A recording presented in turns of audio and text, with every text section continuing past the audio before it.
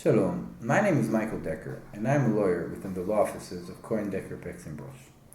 Today I wanted to discuss about paternity lawsuits, and I specifically wanted to discuss a submatter under a paternity lawsuit. Our office has a department where we represent hundreds of cases of paternity lawsuits at every given moment.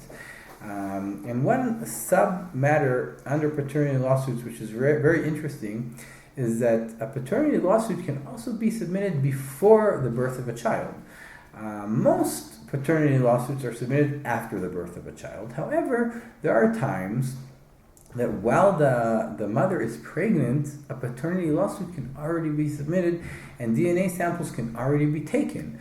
For example, sometimes the mother will want to sue the potential father to prove his paternity in order for her to already get child support immediately after the birth of the child.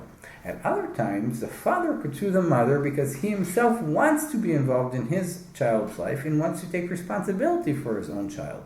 At other times, you could have the father and the mother together submitting a joint paternity lawsuit. For example, if the mother doesn't have any status in Israel and if the father is an Israeli citizen and the parents want the child to be born as an Israeli citizen and not to wait for this to happen after the birth of the child, because this is a process.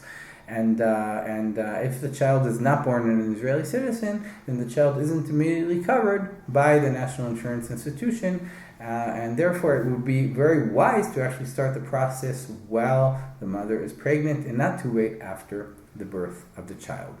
The scientific measure that's relevant here is when the wife, the mother of the child, or the spouse is in her 5th month of pregnancy, then DNA samples are taken from the amniotic fluid of the mother and from hair or saliva of the father, and these are transferred to a licensed lab in Israel after a court order is given. And it's important to note that only via a court order in Israel will a lab even conduct such DNA tests.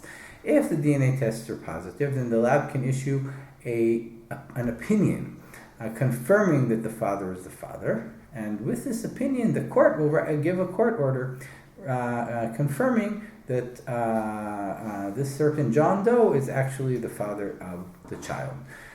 If you know anyone that needs assistance like this, or if this is relevant to you, or if you have any questions or clarifications on the matter, you can feel free to contact us. Thank you very much for your time.